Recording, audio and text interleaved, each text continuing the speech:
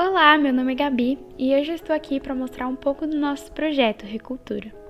O objetivo dele é expor os impactos dos eventos culturais desde o início da pandemia até as perspectivas para o pós, já que esse setor tradicionalmente tem como ingrediente principal o contato físico e a proximidade.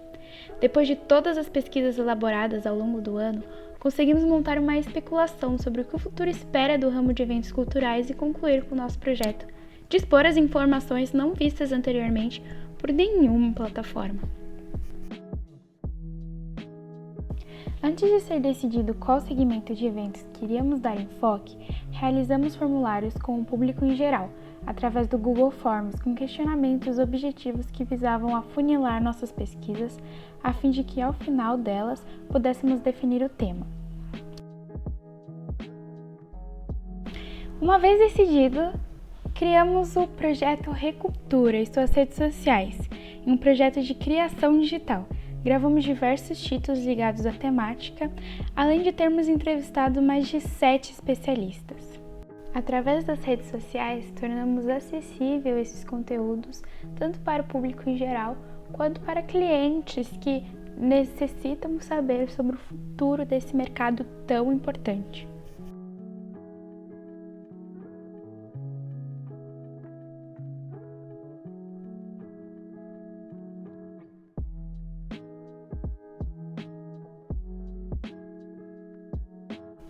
Ao buscar entender o mercado durante a pandemia, verificou-se que o setor foi afetado e, junto a ele, todo o sistema econômico que possui a sua participação. Em meio a esta situação, novos modelos e inúmeras formas de se produzir eventos e iniciativas para salvar o mercado surgiram. E como resultado do nosso projeto, conseguimos compartilhar com o público e criar conteúdos que tornassem possível conhecer esse cenário que até hoje ainda não era compreendido.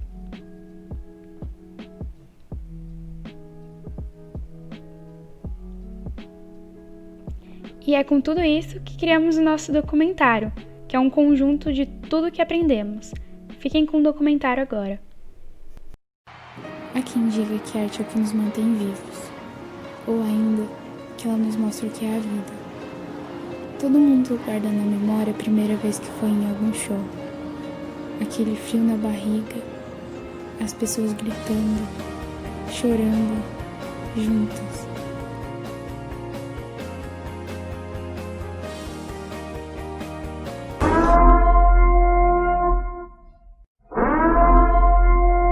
Na China, um vírus misterioso surgiu na cidade de Wuhan. O vírus é uma variante do coronavírus. 2 pessoas que tiveram o vírus morreram. O Hospital de São Paulo confirma o primeiro caso de coronavírus no Brasil. O Brasil já tem pelo menos 151 casos confirmados. O Brasil tem 433 casos suspeitos do novo coronavírus. O número de pessoas infectadas pelo novo coronavírus passou de 100 mil. No dia 31 de dezembro de 2019, em Wuhan, na China, constatou-se com potencial possivelmente letal o primeiro caso do novo coronavírus em humanos, algo que até então não possuía embasamento médico e científico para uma total compreensão do problema. The childless disease, because it's undefined at the moment, so that I would like to protect myself and my family at the moment. Em um curto período de tempo, os casos começaram a se manifestar por praticamente todo o globo, tornando-se uma epidemia generalizada. Has been assessing this outbreak and we're deeply concerned that COVID-19 can be characterized as a pandemic. Em todo o mundo, a principal medida governamental impulsionada pela Organização Mundial da Saúde para a prevenção e combate do Covid-19 foi a suspensão de atividades interativas de qualquer cunho que necessitasse um contato físico, instaurando assim o distanciamento social.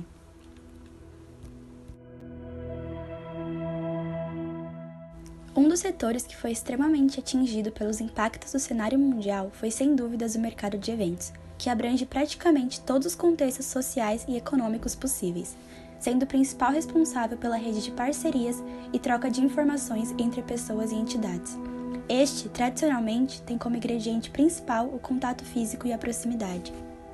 Muitos dos eventos presenciais foram adiados ou até mesmo cancelados. Sendo assim, Novas medidas precisaram ser tomadas com urgência para o mercado não parar, e os eventos digitais e híbridos são um exemplo disso. Os eventos digitais são aqueles 100% online, onde o público assiste e participa em tempo real por meio de plataformas especiais via tecnologias virtuais. Podem variar de pequenas sessões de perguntas e respostas a conferências em larga escala com milhares de participantes. Já os eventos híbridos são a junção de dois elementos distintos para então criar um novo fenômeno. Ele pode ser a junção de eventos presenciais com eventos online ou eventos digitais e virtuais. Um exemplo claro no momento anterior à pandemia são os jogos de futebol, onde o evento está ocorrendo fisicamente, mas sua transmissão também é feita pela televisão ou por meio online. Já nos dias atuais, podemos citar as lives como uma forma dominante, as lives sertanejas, eletrônicas e por aí vai, onde os cantores e produtores estão ali presentes em um estúdio de forma presencial e sua transmissão é feita a partir de streaming, onde o público está atrás da tela de sua televisão, tablet ou aparelho celular. Antes de traçarmos as perspectivas para o futuro dos eventos culturais depois da pandemia, podemos dar uma olhada na nossa história. Afinal, a história pode não apenas nos ensinar sobre o passado, mas sobre o futuro também. Esse é o caso da gripe espanhola no Brasil, que depois dela houve o maior carnaval de todos os tempos.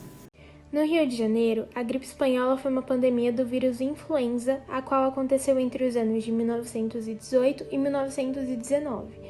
A Organização Mundial da Saúde, OMS, calcula que a gripe tenha sido a pandemia mais mortal da história, uma vez que matou mais de 50 milhões de pessoas. De acordo com Rui Castro, a doença chegou no Brasil em setembro de 1918, quando passageiros do navio britânico Demerara, que vinha de Lisboa, desembarcaram em Recife, Salvador e Rio de Janeiro. Após algumas semanas, outras cidades reportaram casos da doença.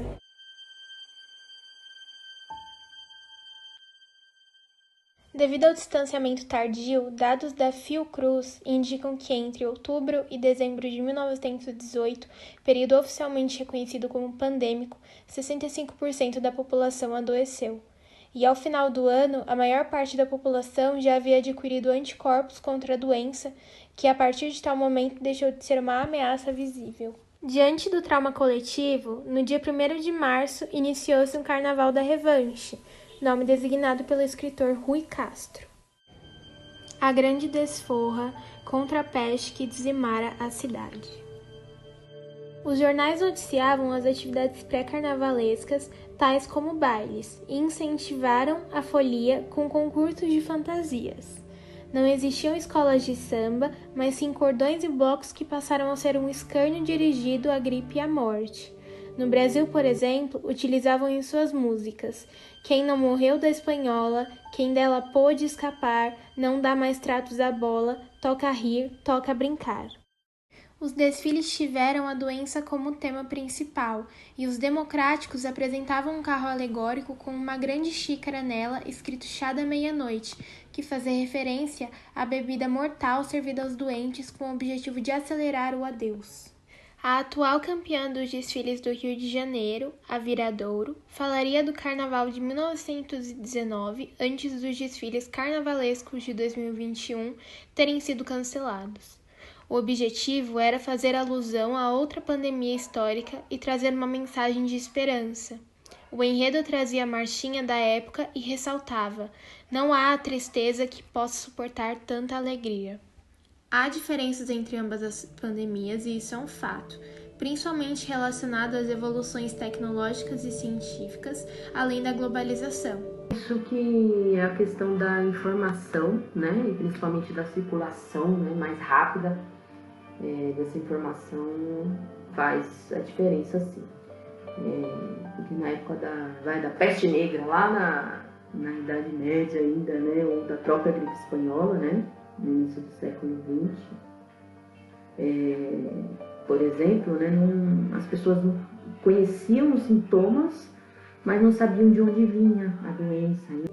Em 1918, não haviam medicamentos e vacinas antivirais, e o vírus causador da doença só foi descoberto em 1933. De acordo com Arthur Sofiati, as epidemias e pandemias foram ganhando âmbito mais dilatado na medida em que o mundo foi se ocidentalizando e se comunicando com mais rapidez. Todo acontecimento inesperado gera grandes mudanças e prejuízos, principalmente quando tratamos de uma pandemia. O mercado de eventos é um dos mais significativos no Brasil, já que movimenta a economia no país, representando 4,6% do PIB nacional. Sendo assim, modelos de trabalho, formas de consumo e modo de frequentar eventos terão que ser transformados e, nesse contexto, adaptação, sem dúvidas, é a palavra-chave para descrever esse período. Com o segmento da moda, não foi diferente, e mais uma vez a tecnologia foi a maior aliada. Nos últimos anos, a ferramenta esteve diretamente ligada ao mundo da moda. E com a chegada da pandemia, as marcas passaram a apresentar seus desfiles em uma forma virtual, uma opção tecnológica que já virou tendência, capaz de realizar shows online e democratizar o acesso a esse tipo de conteúdo. Eu vejo sim que houve uma inclusão referente ao público por ter esse acesso à internet. Outra tendência que surgiu durante a pandemia foram os drive-ins. Eles ganharam forma em meados de 1930. O drive-in nada mais é do que uma exibição de longa-metragem ao céu aberto, com a plateia dentro de seus próprios automóveis. O interessante em tudo isso é que o fenômeno ganhou cena a partir de uma necessidade, assim como agora. Com a chegada da pandemia, foi inevitável uma readaptação no mercado de eventos, o qual, em diversos segmentos culturais, aderiu à volta dos drive-ins. Com isso, shows, espetáculos, palestras e até jogos de futebol foram inseridos dentro do contexto, que há décadas apenas pertencia ao cinema. No panorama atual, não restam dúvidas de que todos os setores empregatícios, e principalmente os relacionados a eventos, foram afetados pelas medidas de distanciamento social.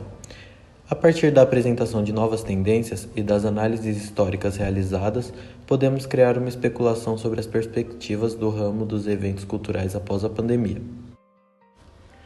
Uma pesquisa realizada pelo Sebrae em abril de 2020 mostrou que a pandemia afetou 98% do mercado de eventos, e essa queda do faturamento colocou em risco o desenvolvimento financeiro do setor, resultando então em demissões e reduções salariais que afetam fornecedores e clientes. Entretanto, alguns setores do ramo cultural, como as plataformas online, vivem seu momento de ascensão, mas acumulam toda a sua demanda adicional gerada para as maiores empresas do ramo. Temos como perspectiva uma recuperação lenta. Segundo o site oecd.org, os efeitos da crise dos canais de distribuição e a queda dos investimentos do setor afetarão a produção de bens e serviços culturais e sua diversidade nos próximos meses, se não anos.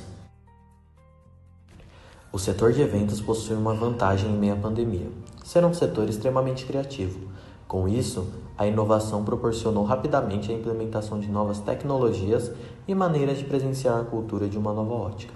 Ao analisarmos os dados históricos e culturais durante a pandemia que foram citados, entendemos que houve diversos impactos no setor de eventos. Neste contexto, diversas tendências e soluções tiveram que ser adotadas e se tornaram a principal forma de produção. E, mesmo depois de uma pandemia, a gente sabe que quando a música acaba, a gente continua cantando.